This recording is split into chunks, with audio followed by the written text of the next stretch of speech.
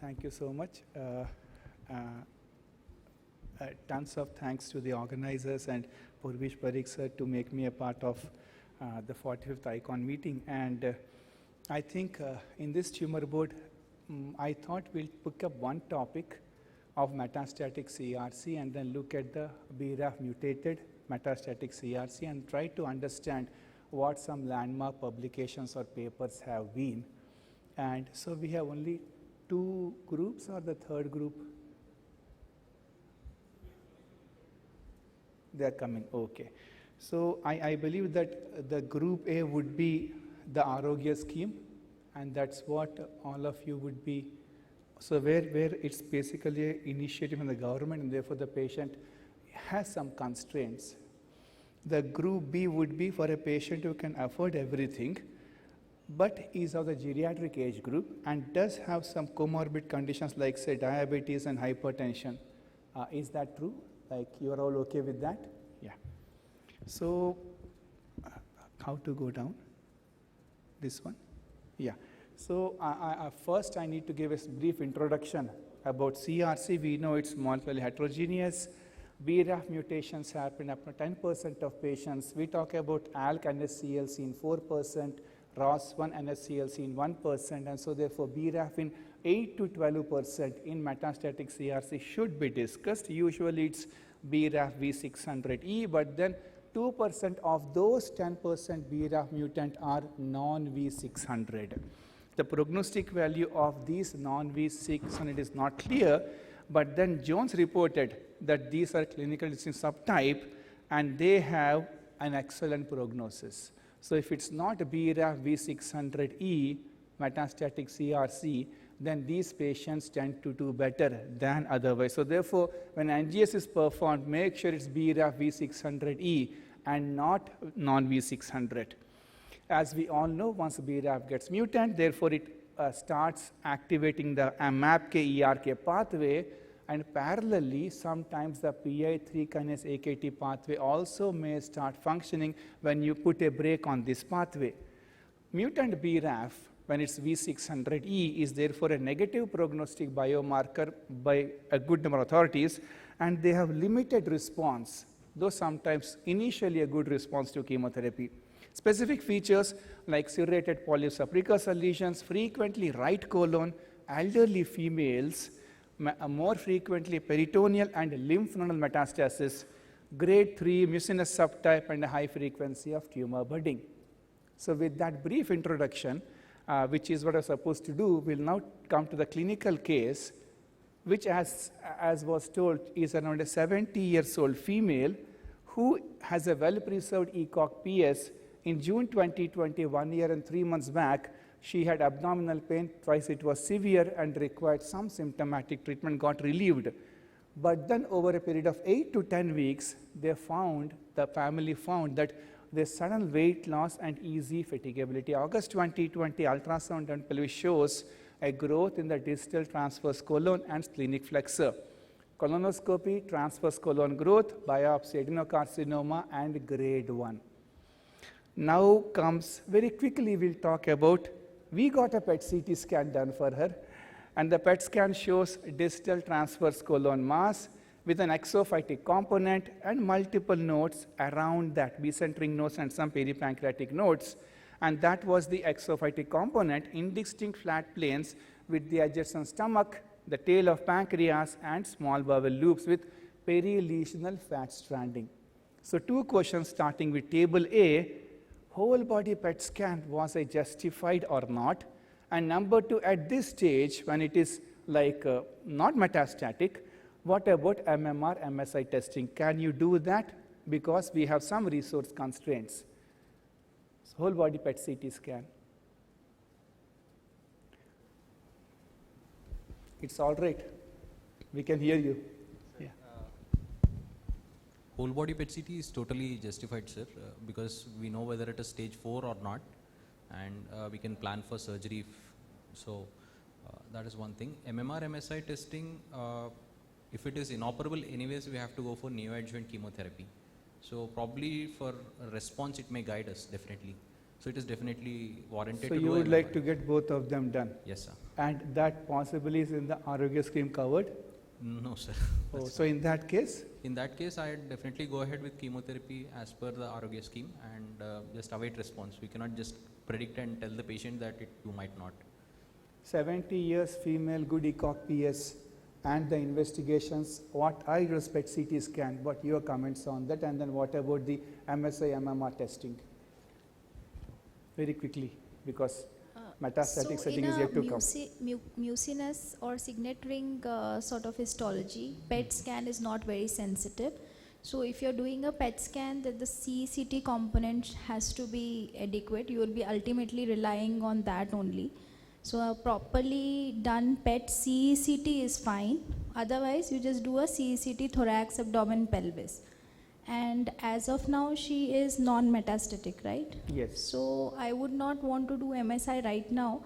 But yes, depending on the histopathology report, when I want MSI testing to decide on certain other factors, I would want to do it.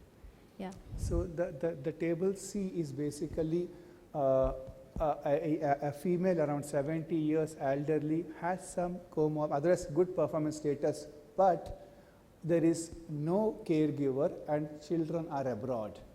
So whole body PET scan and MMR MSI testing.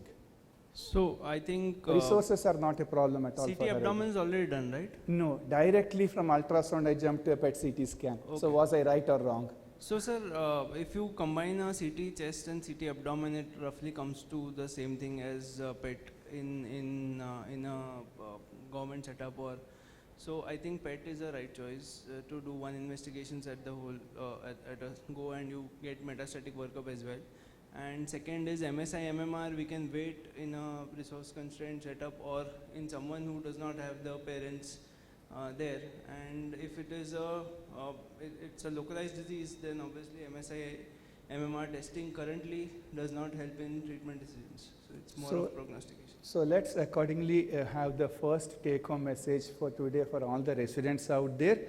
We tend to possibly, as all of us in practice, tend to do a PET CT scan a lot, but then way back 12 years back, you had this landmark paper where they looked about CT, MR, PET CT, and that holds even true that PET CT scan is not routinely indicated. It does not supplant a CECT or MRI and should be used only if a CT scan shows a equivocal finding or if it's an M1 and your intention is potentially curable.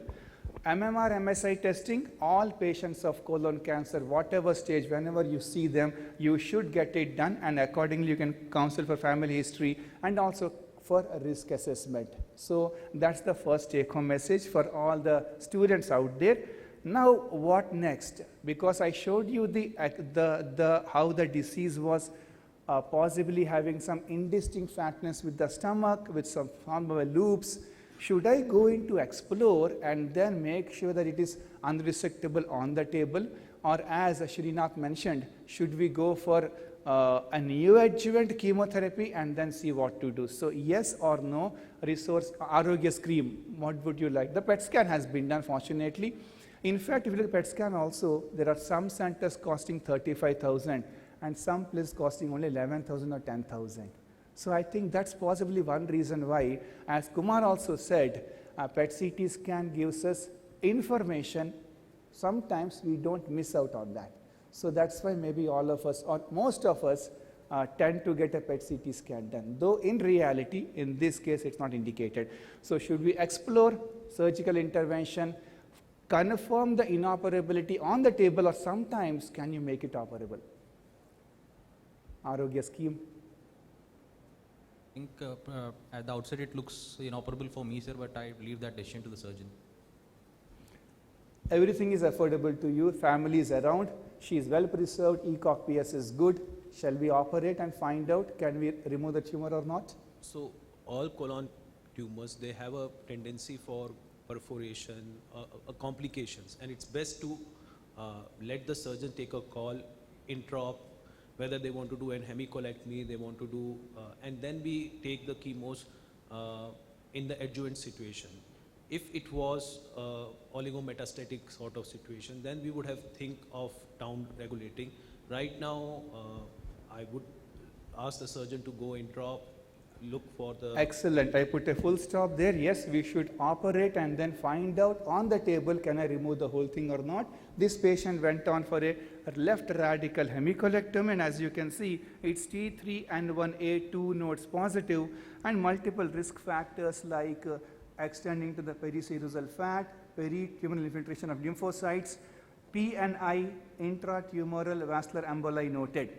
But all the margins are free, so therefore, always confirm whether we can operate, especially even though it may look loco-regionally advanced, and you will be able to remove the tumor more often than not. So now coming to, she is alone, husband is not there, children abroad, adjuvant treatment, what do we do? 3 months of Capiox, because then the patient comes only like a daycare, or 12 cycles of modified Folfox, or something else. So I think I'll again discuss with the patient what, how much of support she can get. If she really has no support at all, then 3 months of Capox. Right. Any difference of opinion with regard to this 3 months of Capox? I think is as good as 12 cycles of Folfox, as rightly said by Govind Babu sir. So she got 12 cycles of M-Folfox from, any comments ma'am? The nodal status, I think only 9 nodes are removed. Yes, So that 9 is nodes. incomplete for this. So Uh, that, I Absolutely. mean, I would want to, The magic figure is 12, and as you rightly pointed out, we only had 9 nodes and 2 were positive. maybe a discussion with the pathologist, I mean, To try to get some more notes. So she got 12 cycles of M-Folfox from second week of October 2020 till second week of April 2021, and a couple of weeks later, she underwent a routine evaluation, ultrasound, X-ray, serum CA was high preoperatively, and it became 2.0 after the surgery. Colonoscopy was normal. 3 months later, abdominopelvic complaints. Now, PET CT scan, yes or no? Or start with a CT scan. I again got a PET CT scan done. So the PET scan report showed left hypochondrium and lumbar hypermetabolic lesions, multiple lymph nodes, left supraclavicular, left inguinal, etc., but no visceral metastasis.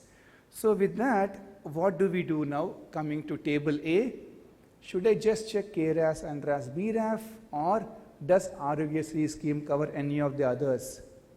Actually, none, sir. None of the. The tests biopsy has been done, the block is ready with you, so No, it we- doesn't cover anything at all. None of the schemes cover for any of these. We can only plan second line chemotherapy. This. She can afford the earth. What do we do? Shall we go individually? KRAS and the family is there with her. She's 70 years, fortunately even well preserved, no visceral involvement. MSI, MMR, PDL1 testing, HER2, NTRK, or directly NGS. My preference would be to do the KRAS, NRAS, BRAF, do the HER2, NTRK. Since affordability is not a question, would like to know in upfront situation in case the therapies don't work. So the sequence is right. So KRAS, NRAS, BRAF, the NGS would be the last preference of option if none of those targets I hit upon, and NGS would be something I would reserve for the later lines of therapy. Earlier the KRAS, NRAS, MSI, HER2, NTRK, PDL1 test. I think that table might differ because she is alone and therefore. I would do a NGS and a PDL1. Absolutely, sir. One question, so how does PDL1 help in the treatment then? NGS completely understandable, but with regard to immuno-oncology molecules and PDL1, sir, what would you So I was comment just on that? looking at the turnaround time for PDL1 that will come earlier. That's why. Absolutely, Otherwise 4 yes. weeks for NGS. That's why I was getting. Yes, sir. So it was KRAS and NRAS. Wild type was BRAF V600E, so it was not non-V600. And the PDL1 came 8%, as sir rightly mentioned. We do get the PDL1 checked sometimes, and it came as CPS 8%. So coming to the next part, and therefore we start with this table, FOLFIRI alone, or FOLFIRI plus BEV, or FOLFOX IRI plus BEV, Arogya scheme. Quick answers. Non-Aarogyasri scheme, Folfoxari plus Bev would have been ideal, but in the scheme we have only 70 years. In the scheme, only Folfiri, sir. At least Folfiri. yeah. No Right. bevacizumab in the scheme. So Folfiri alone, sir. 70 years, good performance status otherwise, and family to support her. So Folfiri plus Bev is Folfiri right now plus because Bev. I the completely BRAF mutation, agree we with know you. that cetuximab, panitumab won't work, and that's why Folfiri plus Bev. So any difference? Only one non-family caregiver, and she is otherwise good performance, but family abroad. Husband is not there. No, I think Folfiri plus Bev would be the Would be ideal right. choice because Yeah, anything else would be inadequate. I think all the three tables have clearly showed that this landmark publication, which looked at Folfox-IRI plus Bev versus Folfiri Bev, the TRIBE study actually supports what has been told by all of you. So initially, a phase 2 trial showed that the median PFS Folfox-IRI Bev was around 12 months. And then the TRIBE study showed that the median PFS was around 7.5 months. So Folfox-IRI and Bev is 7.5 months PFS. Folfiri is something like 5 or 5.5 months. So that's the figure we should remember. But then the TRIBE study also showed that this is an intensive approach. Only a small number of patients can tolerate Folfox-IRI and Bev and has a high rate of substantial toxicity. And therefore, we end up using, as both those two tables have said, Folfiri plus Bev, and if they can't afford Bev, then Folfiri is used. Again, the cutoff is 12 months. Adjuvant treatment gets over, and after 12 months, the disease comes back. You can always think of any of the options. Once it's less than 12 months, then you tilt on using Folfiri and rather than Folfox. So coming to next, and that's where I think these two tables, because the anti-EGFR MAB is out of question with the Arogya scheme. So coming to chemotherapy plus an anti-EGFR MAB like cetuximab, sir. So I have a question to you and to the panelists. Like, what is the take on oxaliplatin for older patients? This patient is 70 plus. How effective is oxaliplatin in older patients, and should it be given or not given? Yeah, sir. So as I was discussing with you, because she finished adjuvant Folfox 12 cycles only 3-4 months back, and therefore the cutoff becomes 1 year. So after the adjuvant treatment gets with more than 12 months and the previous oxali did not cause any troublesome neurotoxicity, then you can always think of re-challenging Folfox, or you can always Folfiri. In this case, it has to be Folfiri only because it came back in 3 to 4 months of the last cycle. So the reason why I'm raising this point is that there is a subgroup data that in older patients, 65 years plus, oxaliplatin may not be as effective as it is in younger patients, toxicity apart. Absolutely, sir. In the metastatic setting, that's definitely a possibility. So coming to a very brief literature review, preclinical data showed that BRAF and then downstream is MEK, and therefore you target the EGFR above by CMAB or PMAB, cetuximab and Vectibix, you might not end up getting the desired results. But this is yet to be confirmed. Retrospective data, you can't come to any conclusion this way or that way. The Piccolo trial with PMAB showed that BRAF mutant PMAB plus chemo doesn't help, it's actually deleterious. But then 2 landmark publications. Now initially with PET scan in 2010, I now come 2015. Now this was 10 trials of more than 450 patients, and they looked at KRAS wild and RAS wild type and BRAF mutant, and they showed that CMAB or PMAB doesn't improve the PFS response rates or the OS when compared to not using an EGFR MAB. And a U-turn happened the same year in 2015 with a BJC article. So these people, the conclusion was anti-EGFR treatments of CMAB or PMAB is not justified. You end up causing more adverse events. But the BJC article, again a landmark trial, looked again at more than 450 patients, 8 studies, close to 350 patients, and they found that the impact is insufficient to justify exclusion of CMAB and PMAB. So same year, 2 different articles showing different conclusions. So since we can't use CMAP, PMAP, not involved you in the discussion, but your take on this now. 2015, same year, 2 articles, publications, both of them meta-analysis, what about incorporating CMAB or PMAB in the treatment of BRAF mutant metastatic CRC as first line? In your practice, what would you do?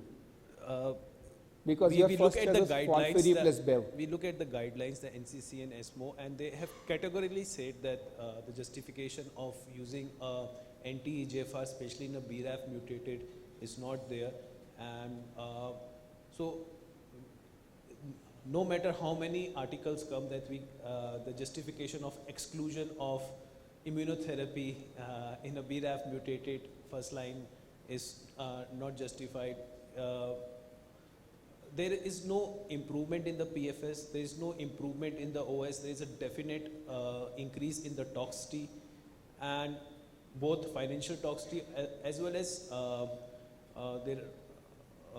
the addition of a new agent to an already 70-year-old female, where we were discussing whether the addition of oxaliplatin would be justified or not. So I believe I would still You will hold still stick to FOLFIRI FOLFIRI plus plus BEV. BEV. Your thoughts, sir, as the final comment? Yeah, that's right, Datta. But the other thing I would also do is look at HER2, because if HER2 change is there, then that is one of the reasons for not using anti-EGFR. It is supposed to produce a resistance. So that And as sir said, he already got the NGS done, and that will give the answer. But then otherwise, if you're not doing the NGS, then that's a very important take-home message. Do get the HER2 done, so that you can decide, should you definitely avoid the anti-EGFRs. So coming to the last FIRE3 study, where they looked at FOLFIRI plus BEV versus FOLFIRI plus cetuximab. Cetuximab addition gave a higher overall response rate, but did not improve the PFS or the OS. FOLFIRI plus BEV is as good as FOLFIRI plus anti-EGFR antibody in a BRAF mutant metastatic CRC. That's the take-home message, and those are the two comparisons of the PFS and the OS, showing that they are equal or none of them is better. And therefore, in practice, as table 2 was mentioning, FOLFIRI plus BEV or FOLFOXIRI-BEV becomes a preferred approach. So now coming to BRAF, because we have some oral drugs, there are no caregivers, and suppose FOLFIRI plus BEV fails, would we like to use BRAF inhibitor molecules, because that's where the patient can go on some oral treatments quickly in 2 minutes literature review. So 21 patients who got only BRAF inhibitor single oral molecule, and the median PFS was after first line treatment failed around 4.5 months. One more study, in 10 patients they found no responses at all, but the median PFS again is 4.5 months.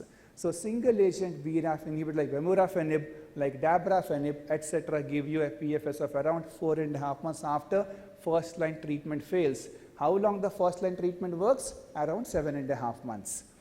Now the reason why it doesn't work is because you inhibit the BRAF, the EGFR gets activated, or the PI3 kinase AKT pathway gets activated. And therefore they thought that why not use cetuximab or PMAB and add that to vemurafenib. The PFS still remained 4.5 months only. So BRAF alone inhibition versus BRAF inhibition plus CMAB, vemurafenib plus CMAB, PMAB, it still is 4.5 months. So what about using what we did for melanoma, which means BRAF inhibitor plus MEK agent. So dabrafenib and trametinib, again you found number of responses 12%, median PFS again 4.5 months only. So whatever you do, it doesn't help beyond a single agent BRAF inhibitor. So use a triplet, BRAF inhibitor plus anti-MEK plus cetuximab or PMAB, or use a BRAF inhibitor anti-MEK and also target the alternative PIK3 pathway. It's like using alpelisib. So encorafenib plus cetuximab and alpelisib, again no advantage. Dabrafenib, trametinib and PMAB, so you are targeting 3 areas in that pathway, and again the median PFS remains between 4 and 4.5 months. But as second line, when first line treatment fails, you can still think of using these molecules. This SWOG study looked at using chemotherapy plus anti-EGFR and a BRAF inhibitor, and again showed that the median PFS triplet is 4.5 months. So chemotherapy and anti-EGFR, Irino plus cetuximab 2 months, You add BRAF inhibitor, it becomes 4.5 months. The landmark publication was the Beacon trial looking at encorafenib plus binimetinib and cetuximab in patients who are BRAF V600. So first line FOLFIRI-Bev has failed. Now what do? So they looked at 3. Investigate a choice of treatment, which could be whatever chemotherapy combinations, or a triplet of what I mentioned, all the 3, or only a combination of encorafenib and cetuximab. And they found that initially triplet showed an advantage.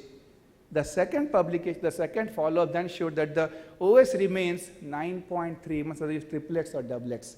And therefore, the EMA approved encorafenib and cetuximab for BRAF mutant CRC after 2 or more lines of therapy have been used. So the question to table C would be therefore that the patient has taken FOLFIRI and Bev, progression happens after say 6 or 7.5 months. Would you prefer using encorafenib and cetuximab because the triplet causes more side effects and the OS remains the same whether it's doublet or triplet? So that's what the Beacon trial is, and what's your take home message on that as second line treatment? Yeah, I think that's a fair choice of using the doublet. So that becomes a very valid option of using encorafenib and cetuximab as second line treatment after first line treatment fails. Now the last section of my talk, the patient also gets the MMR testing done.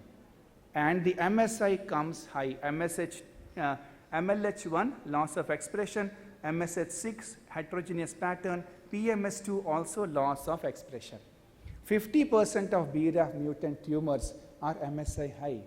50% of MSI tumors are BRAF mutated.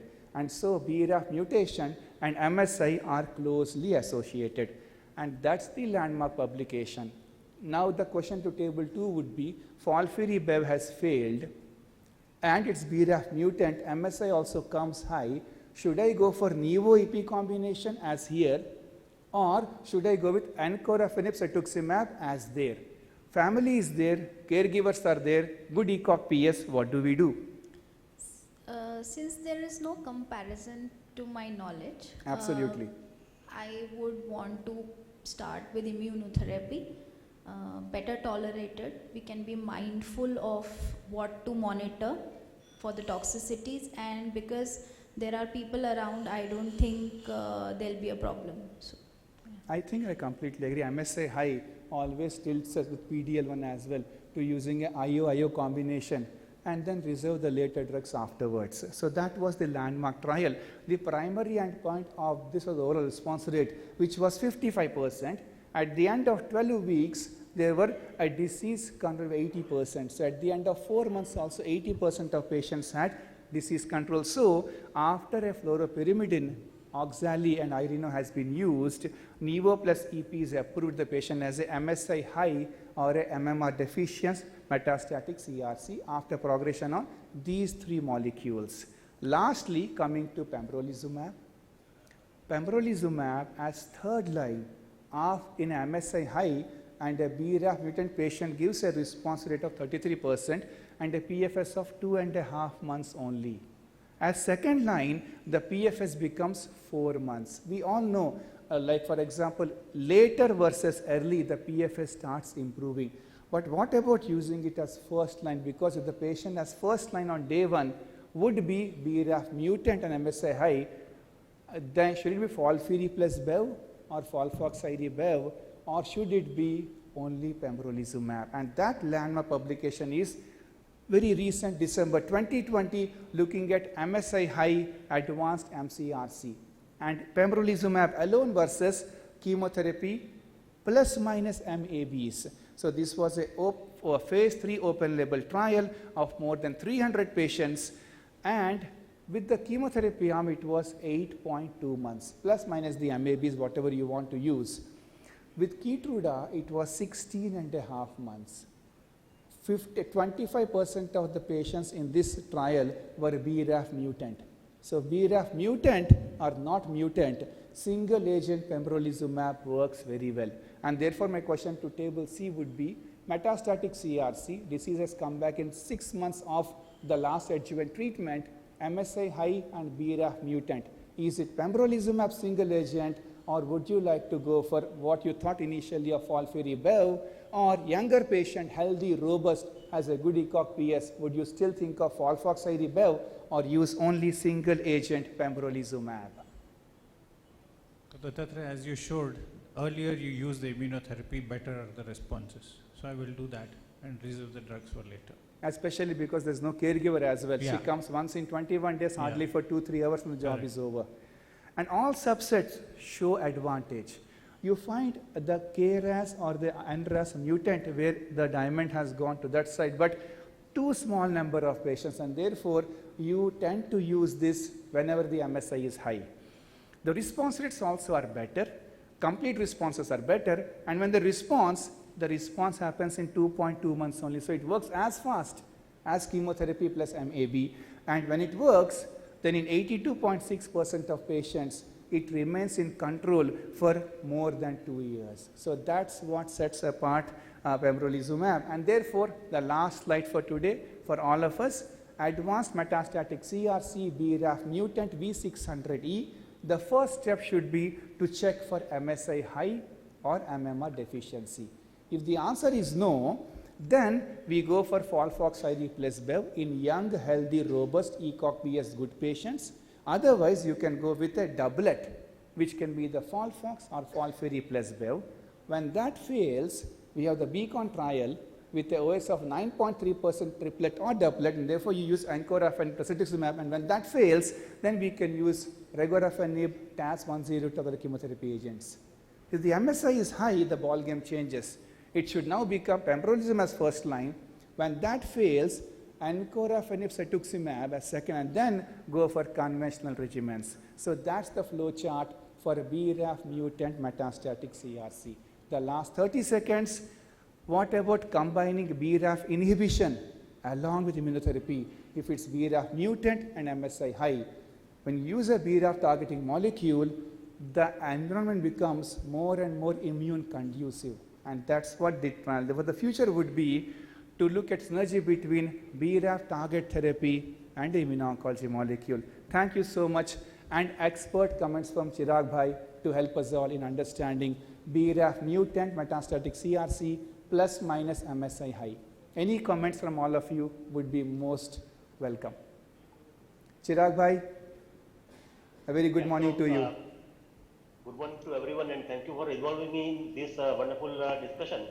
And thanks to Satya and all the expert panelists for bringing out very important points in the discussion of this particular case. So, a few expert comments from my side. The first thing is that this lady was having very extensive local disease, and there are good chances that she might already be harboring some metastatic disease. So, irrespective of whatever the guidelines might be telling, I would be using PET scan more frequently, at least in our country, because it's not so very costly as it is in the Western countries. And as Shruti rightly said that when we do the PET scan, I will try to ensure that the CT scanner is of good quality. It will pick up good local information as well. So that's the first thing. Second thing is, with such extensive disease, I will discuss 2-3 times with my surgeon that whether it is really operable and he would want to venture inside, and if he does, then I will recommend that initially he will do the laparoscopy first, and to ensure that it's locally resectable, and then only we will venture for going for the surgery. That's the second thing. If it is not operable on laparoscopy, we will give neoadjuvant chemotherapy, and then we will go with the surgery on the subsequent effort. But I am happy that this patient was operated and patient was having only T3. I was expecting T4, but she had T3N1. Now, Dr. Hemant raised the issue of whether oxaliplatin is useful or not, and that is true for the decision for adjuvant treatment, whether addition of oxaliplatin to the patients more than 70 years is really useful or not. It has not been tested formally in the clinical trial. So that's one statement as a footnote in the NCCN guidelines that keeps on appearing for last several years, and we don't have any good clinical trial on that. But if the patient's performance status allows, I would want to use oxaliplatin in addition to fluoroquinolone. Whether 3 months of capox or 6 months of FOLFOX, again dictated by the tumor extent as well as the performance status of the patient. At 70 years with good performance status, with high risk features, like in this patient, I would want to go for 6 months of Folfox rather than 3 months of Capox. So that's one. Then whether to go for MSI at the time of diagnosis or at the time of metastasis. So I don't think that MSI will help in defining the treatment in early disease. It will of course help in picking up the Lynch syndrome, but not in defining the treatment of that particular patient. But when the patient does have a recurrence, my preferred sequence of testing will be an NGS with KRAS, NRAS, BRAF and MSI. For HER2, I think I will go for formal INC testing and not by NGS. So that's first thing.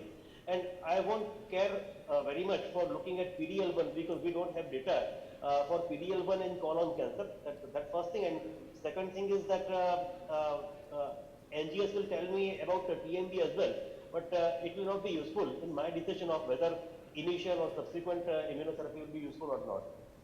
So if we get BRAF mutation, and if it is non-V600E, I think I will go with anti-EGFR monoclonal antibody with chemotherapy. But if it is V600E, as Satya rightly said, look at MSI. If that is high, we have very good data from Keynote 177 study. If the patient is affording, go with pembrolizumab first. But if MSI is not high, then go with Folfox bevacizumab or Folfoxiri bevacizumab. My personal choice will be for Folfox bevacizumab. And when the patient has a recurrence, beacon-like therapy, as Satya rightly pointed out, and then you can go for anything else. So, I mean, these are my take-home points, and these points were very well elucidated by Satya as well as the panelists. So, once again, thank you very much, and thanks for involving in this discussion. Thank you so much, wonderful panelists and an expert speaker. I think we finished on